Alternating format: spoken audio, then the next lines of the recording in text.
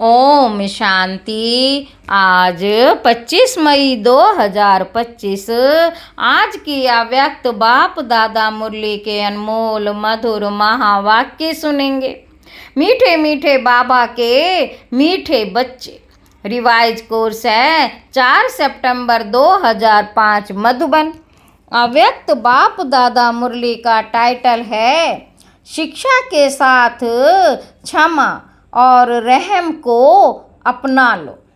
शिक्षा के साथ क्षमा और रहम को अपना लो। दुआएं दो दुआएं लो तो आपका घर आश्रम बन जाएगा। दुआएं दो दुआएं लो तो आपका घर आश्रम बन जाएगा। आज बाप दादा सर्व बच्चों के मस्तक में प्योरिटी की रेखाएं देख रहे हैं। आज बाप दादा सब बच्चों के मस्तक में प्योरिटी की रेखाएं देख रहे हैं, क्योंकि ब्राह्मण जीवन का फाउंडेशन ही है पवित्रता। ब्राह्मण जीवन का फाउंडेशन ही है पवित्रता। पवित्रता की रेखाएं कौन सी हैं जानते हो? बाबा पूछ रहे हैं कि पवित्रता की रेखाएं कौन सी हैं जानते हो? पवित्रता सर्व को प्रिय है। पवित्रता सुख शांति प्रेम आनंद की जननी है। पवित्रता मानव का सच्चा श्रृंगार है। पवित्रता नहीं तो मानव जीवन का मूल्य नहीं। पवित्रता नहीं तो मानव जीवन का मूल्य नहीं। जैसे देखते हो देवताएं पवित्र हैं, इसलिए ही माननीय और पूजनीय हैं। देवता पवित्र हैं, इसलिए माननीय और पूजनीय हैं। पवित्रता नहीं तो मानव जीवन को आजकल देख रहे हो। बाप दादा ने आप सभी बच्चों को ब्राह्मण जन्म का वरदान यही दिया है। पवित्र भव योगी भव। जिस आत्मा में पवित्रता है उसकी चाल चलन चेहरा चमकता है। इसलिए पवित्रता ही जीवन को श्रेष्ठ बनाने वाली है। वास्तव में आप सब बच्चों का आदि स्वरूप ही पवित्रता है। आप सब बच्चों का आदि स्वरूप ही पवित्रता है। अनादि स्वरूप भी पवित्रता है। ऐसी पवित्र आत्माओं की विशेषताएं उनके जीवन में सदा पवित्रता की पर्सनैलिटी दिखाई देती है। पवित्रता की रियलिटी, पवित्रता की रॉयल्टी, पवित्रता की रियलिटी, पवित्रता की रॉयल्टी चेहरे और चलन में दिखाई देती है। ये रेखाएं जीवन का श्रृंगार है। रियलिटी है मैं अनादि आदि स्वरूप। इस स्मृति से समर्थ बन जाता है। मैं अनादि आदि स्वरूप इस स्मृति से समर्थ बन जाता है। रॉयल्टी है स्वयं भी सम्मान में और हर एक को सम्मान देकर चलने वाला। रॉयल्टी है स्वयं भी सम्मान में और हर एक को सम्मान देकर चलने वाला। और हर एक को सम्मान देकर चलने वाला पर्सनैलिटी है। सदा संतुष्टता और प्रसन्नता। सदा संतुष्टता और प्रसन्नता। स्वयं भी संतुष्ट और अन्य को भी संतुष्ट करने वाला। पवित्रता से प्राप्तियां भी बहुत हैं। बाप दादा ने आप सभी बच्चों को क्या क्या प्राप्ति कराई है वह जानते हो ना। कितने खजानों से भरपूर किया है। अगर प्राप्तियों को स्मृति में रखें तो भरपूर हो जाएं। अगर प्राप्तियों को स्मृति में रखें तो भरपूर हो जाएं। सबसे पहला खजाना दिया है ज्ञान का खजाना, जिससे जीवन में रहते दुख अशांति से मुक्त हो जाते। व्यर्थ संकल्प, नेगेटिव संकल्प, विकल्प, विकर्म से मुक्त हो जाते। अगर कोई भी व्यर्थ संकल्प व विकल्प आता भी है तो ज्ञान के बल से विजयी बन जाते हैं। अगर कोई भी व्यर्थ संकल्प व विकल्प आता भी है तो ज्ञान के बल से विजयी बन जाते हैं। दूसरा खजाना है, सबसे पहला खजाना दिया ज्ञान का, दूसरा खजाना है याद योग, जिससे शक्तियों की प्राप्ति होती है और शक्तियों के आधार से सर्व समस्याओं को, सर्व विघ्नों को सहज पार कर लेते हैं। तीसरा खजाना है धारणाओं का, जिससे सर्व गुणों की प्राप्ति होती है। और चौथा खजाना है सेवा का, जिससे सेवा करने से जिसकी सेवा करते हो उसकी दुआएं मिलती हैं, खुशी प्राप्ति होती है। इतने खजाने बाप द्वारा सभी बच्चों को प्राप्त होते हैं। बाप सभी को एक जैसे ही खजाने देते हैं, कोई को कम कोई को ज़्यादा नहीं देते। बाबा कहते लेकिन लेने वालों में फर्क हो जाता है। कोई बच्चे तो खजाने को प्राप्त कर खाते पीते मौज करते और फिर मौज में ख़त्म कर देते, और कोई बच्चे खाते पीते मौज करते जमा भी करते, और कोई बच्चे कार्य में भी लगाते लेकिन बढ़ाते जाते हैं। बढ़ाने की चाबी है खजाने को सबके प्रति और दूसरों के प्रति यूज करना। जो यूज करता है वह बढ़ाता है। तो अपने आप से पूछो कि यह विशेष खजाने जमा है। बाबा कहते अपने आप से पूछो कि विशेष खजाने जमा हैं। जमा है क्या कहेंगे, हाँ या थोड़ा थोड़ा? जिसके पास ये खजाने जमा है वह सदा भरपूर रहता है। देखो कोई भी चीज़ भरपूर रहती है ना तो हलचल नहीं होती है, अगर भरपूर नहीं होती तो हलचल होती है, हिलती है। कोई भी चीज़ को अगर पूरी रीति से भर नहीं देते, अगर कोई भी चीज़ को पूरी रीति से भर नहीं दो तो वह हिलती है।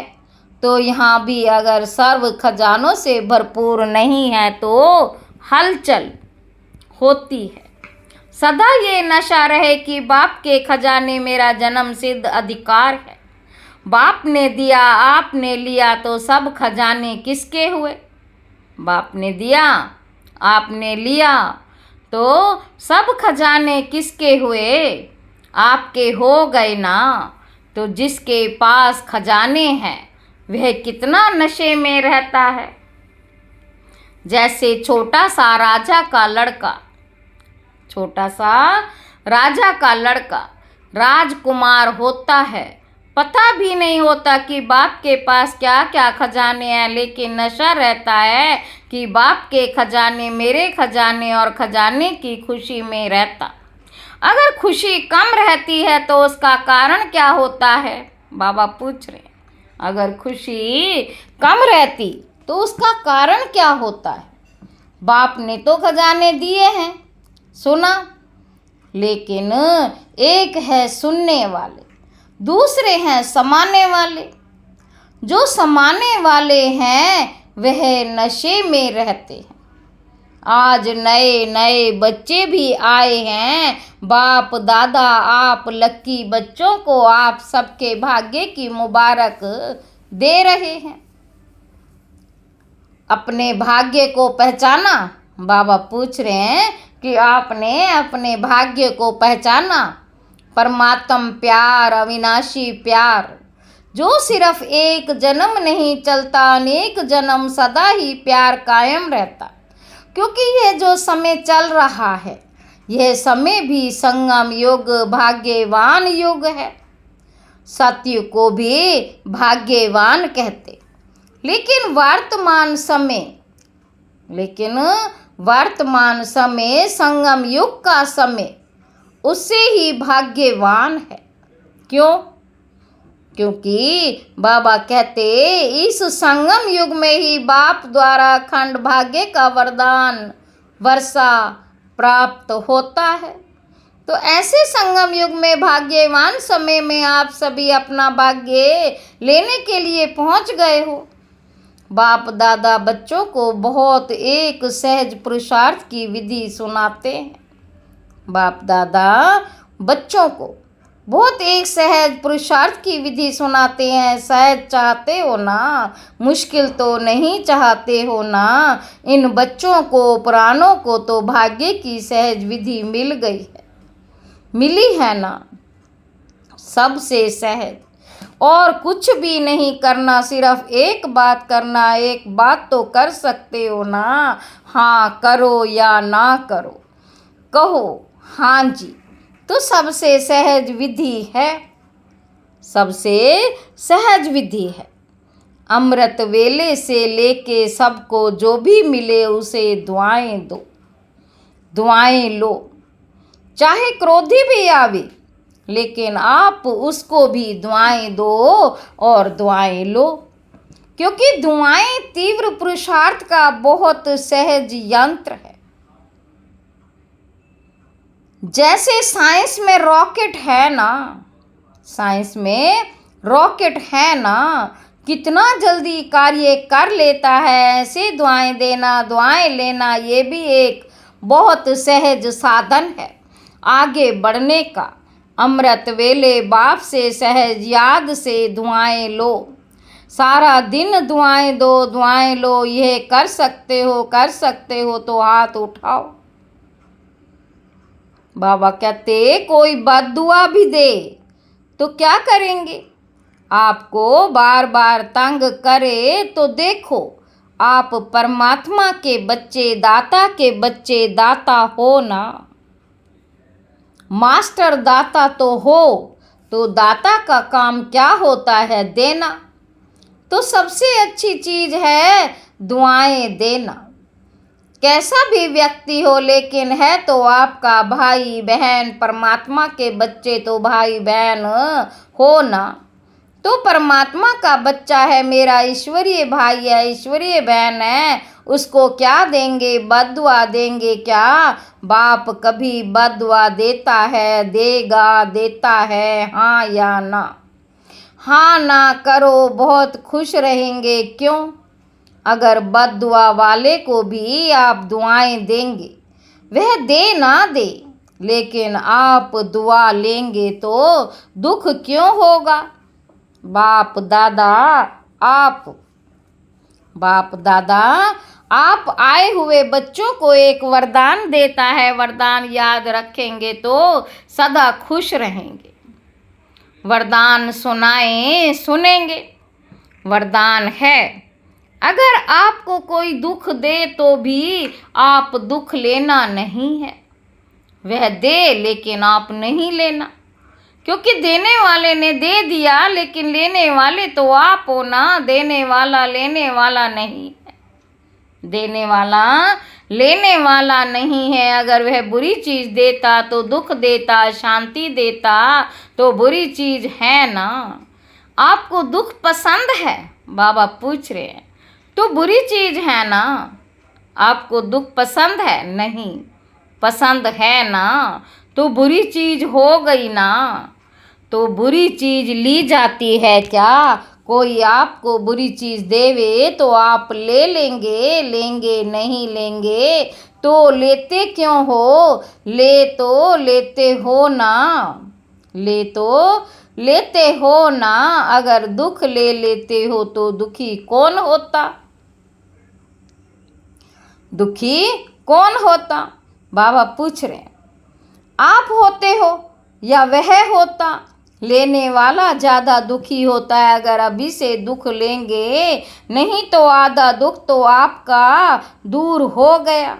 लेंगे ही नहीं ना, और आप दुख के बजाय आप उसको सुख देंगे, दुआएं मिलेंगी ना। तो सुखी भी रहेंगे, दुआओं का खजाना भी भरपूर होता जाएगा। हर आत्मा से कैसी भी हो आप दुआएं लो, शुभ भावना शुभ कामना रखो। कभी कभी क्या होता है, बाबा पूछ रहे हैं भाई, कभी कभी क्या होता है, ऐसा काम करता है ना कोई, ऐसा काम करता है ना तो कोशिश करते हैं शिक्षा देने की। इसको ठीक कर दूं, शिक्षा देते हो शिक्षा दो, लेकिन शिक्षा देने की सर्वोत्तम बुद्धि है कि क्षमा का रूप बन के शिक्षा दो। सिर्फ शिक्षा नहीं दो, रहम क्षमा भी करो, रहम क्षमा भी करो, शिक्षा भी दो। दो शब्द याद रखो, शिक्षा और क्षमा, रहम। अगर रहम दिल बन के उसको शिक्षा देंगे तो आपकी शिक्षा काम करेगी। अगर रहम दिल बन के नहीं देंगे तो शिक्षा एक कान से सुनेंगे, दूसरे कान से निकल जाएगी, शिक्षा धारण नहीं होगी। ऐसे है ना, अनुभव है। आप भी किसका शिक्षक तो नहीं बन जाते। शिक्षक बनना जल्दी आता है, लेकिन क्षमा करना दोनों साथ साथ चाहिए। अभी से रहम करने की विधि है शुभ भावना शुभ कामना। जैसे कहते हैं ना, सच्चा प्यार पत्थर को भी पानी कर देता है, ऐसे ही क्षमा स्वरूप से शिक्षा देने से आपका कार्य जो चाहते हो यह नहीं करे, ये नहीं हो, वह प्रत्यक्ष देगा।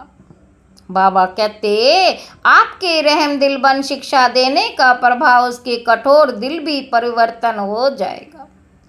तो क्या वरदान मिला, ना दुख देना ना दुख लेना। पसंद है तो अभी लेना नहीं, गलती नहीं करना। जब बाप दुखी नहीं देता तो फॉलो फादर तो करना है ना।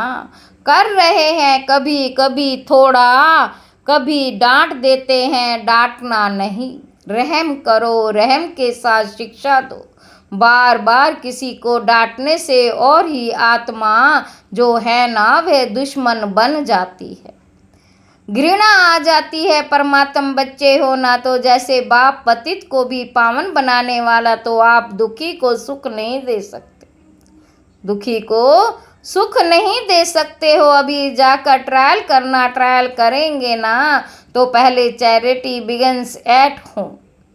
परिवार में अगर कोई दुख देवे तो भी दुख लेना नहीं, दुआएं देना, रहम दिल बनना पहले घर वालों को करो। आपके घर का प्रभाव मोहल्ले में पड़ेगा, मोहल्ले का प्रभाव देश में पड़ेगा, देश का प्रभाव विश्व में पड़ेगा। सहज है ना। बाबा कहते अपने परिवार से शुरू करो, क्योंकि देखो एक भी अगर क्रोध करता है तो घर का वातावरण क्या हो जाता है, घर लगता है या युद्ध का मैदान लगता है। बाबा पूछते उसी समय अच्छा लगता है, नहीं लगता है ना।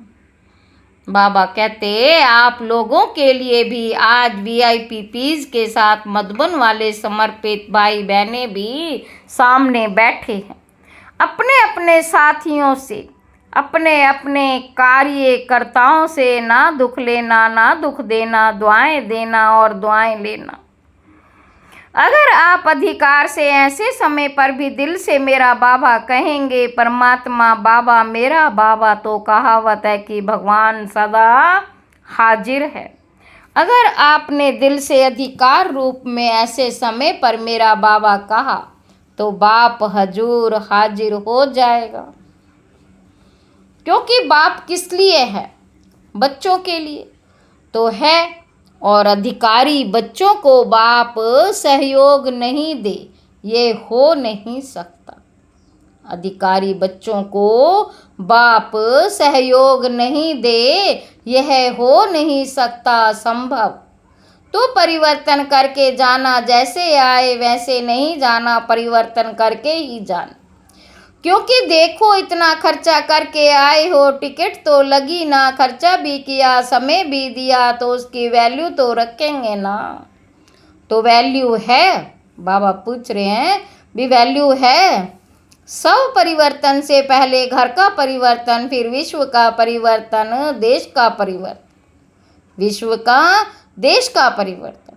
आपका घर आश्रम बन जाए, घर नहीं आश्रम, वैसे शास्त्र भी कहते गृहस्थ आश्रम, लेकिन आज आश्रम नहीं है, आश्रम अलग है, घर अलग है। तो घर को आश्रम बनाना, दुआएं देना और लेना, ये आश्रम का कार्य है। आपका घर मंदिर बन जाएगा। मंदिर में मूर्ति क्या करती है? दुआएं देती है ना। मूर्ति के आगे जाकर क्या कहते हो? दुआएं दो। मर्सी मर्सी कह के चिल्लाते हैं तो आपकी भी क्या देना है? दुआ। ईश्वरीय प्यार दो, आत्मिक प्यार, शरीर का प्यार नहीं, आत्मिक प्यार। शरीर का प्यार नहीं, आत्मिक प्यार। आज प्यार है तो स्वार्थ का प्यार है, सच्ची दिल का प्यार नहीं। स्वार्थ होगा तो प्यार देंगे, स्वार्थ नहीं होगा तो डांट, केयर। तो आप क्या करेंगे? आत्मिक प्यार देना, दुआएं देना, दुआएं लेना, दुख ना देना, दुख ना देना, दुख ना लेना ना देना। देखो आपको चांस मिला है। बाबा कहते देखो आपको चांस मिला है। बाप दादा को भी खुशी है। इतने में जो भी सब आए हैं, भारत के करीब 250 VIP रिट्रीट सेंटर से आए हैं। 250 VIP रिट्रीट में आए हुए हैं। इतने घर तो आश्रम बनेंगे ना, बनाएंगे ना, पक्का पक्का कि थोड़ा थोड़ा कच्चा। जो समझते हैं कुछ भी हो जाए थोड़ा सहन तो करना पड़ेगा। सामने समाने की शक्ति, बाबा कहते समाने की शक्ति कार्य में लगानी पड़ेगी, लेकिन सहन शक्ति का फल बड़ा मीठा होता। सहन शक्ति का फल बड़ा मीठा होता। सहन करना पड़ता है लेकिन फल बड़ा मीठा होता है। जो पक्का वायदा करते, घर घर को स्वर्ग बनाएंगे, मंदिर बनाएंगे, आश्रम बनाएंगे, वे हाथ उठाओ। देखा देखी में नहीं उठाना, क्योंकि बाप दादा हिसाब लेगा ना। देख कर नहीं उठाना, सच्चा सच्चा मन का हाथ, मन से हाथ उठाओ। अच्छा दादियाँ, इनको इसकी क्या प्राइस देंगे? हाँ बोलो दादी, इतने मंदिर बन जाएंगे तो आप उसको क्या प्राइस देंगे? अपने घर वालों को ले आवे, यह तो प्राइज नहीं दी, यह तो काम सुना दिया। बाबा जो आज्ञा करेंगे, देखो प्राइज तो आपको मिल जाएगी, कोई बड़ी बात नहीं। लेकिन है, लेकिन बोले आप जाने के बाद अपनी धारणा से परिवर्तन करना, और 15 दिन के बाद, मास के बाद अपने रिजल्ट लिखना। जो एक मास भी दुख नहीं लेगा, जो एक मास भी दुख नहीं लेगा ना देगा, उसको बहुत अच्छी प्राइस देंगे। अगर आप आएंगे तो मुबारक है, अगर नहीं आ सकेंगे तो भी सेंटर पर भेजेंगे। अच्छा, चारों ओर के देश विदेश के बच्चों को याद बाप दादा को मिली है। चाहे फ़ोन द्वारा याद भेजी, चाहे पत्र द्वारा, चाहे दिल में याद किया, तो बाप दादा सभी बच्चों को, चाहे भारत के चाहे विदेश के, रिटर्न में दुआएं और याद प्यार पदम गुणा दे रहे हैं। चारों ओर के परमात्म प्यार के अधिकारी बच्चों को चारों ओर सर्व खजानों से भरपूर, निर्विघ्न, निर्विकल्प, निर्व्यर्थ संकल्प रहने वाली, निर्विघ्न, निर्विकल्प, निर्व्यर्थ संकल्प रहने वाली श्रेष्ठ आत्माओं को, साथ साथ सर्व परिवर्तन करने और कराने के उमंग उत्साह में उड़ने वाले बच्चों को, साथ साथ बाप दादा को सच्ची दिल का समाचार देने वाले सच्चे दिल वाले बच्चों को, विशेष दिलाराम के रूप में, बाप के रूप में, दिलाराम के रूप में, बाप के रूप में, शिक्षक के रूप में, सतगुरु के रूप में पदम गुणा याद प्यार और नमस्ते हम रूहानी बच्चों की, रूहानी बाप दादा को याद प्यार और नमस्ते बाबा, नमस्ते, शुक्रिया बाबा, शुक्रिया। वरदान है भटकती हुई आत्माओं को यथार्थ मंजिल दिखाने वाले।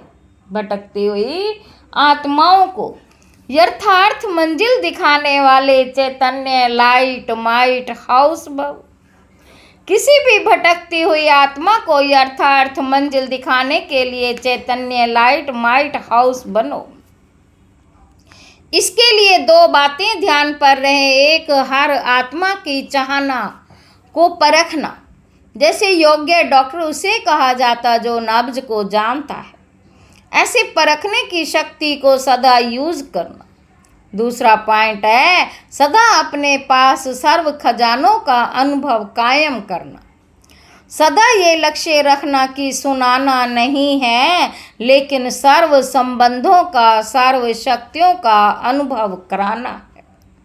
स्लोगन है दूसरों की करेक्शन करने के बजाय एक बाप से ठीक कनेक्शन रखो। अव्यक्त इशारे, रूहानी रॉयल्टी और प्योरिटी की पर्सनैलिटी धारण करो। अपना निजी स्वरूप है वरदानी स्वरूप सदा स्मृति में रहे तो अपवित्रता और विस्मृति का नाम निशान समाप्त हो जाएगा। विस्मृति व पवित्रता क्या होती है, अब इसकी अविद्या होनी चाहिए, क्योंकि यह संस्कार व स्वरूप आपका नहीं है, बल्कि आपके पूर्व जन्म का था। अभी आप ब्राह्मण हो, यह तो शूद्रों के संस्कार व स्वरूप है। ऐसे अपने से भिन्न अर्थात दूसरों के संस्कार अनुभव होना, इसको कहा जाता है न्यारा और प्यारा। अभी आप ब्राह्मण हो, ये तो शूद्रों के संस्कार व स्वरूप है। अपने से भिन्न अर्थात दूसरों के संस्कार अनुभव होना, इसको कहा जाता है न्यारा और प्यारा। अच्छा, ओम शांति।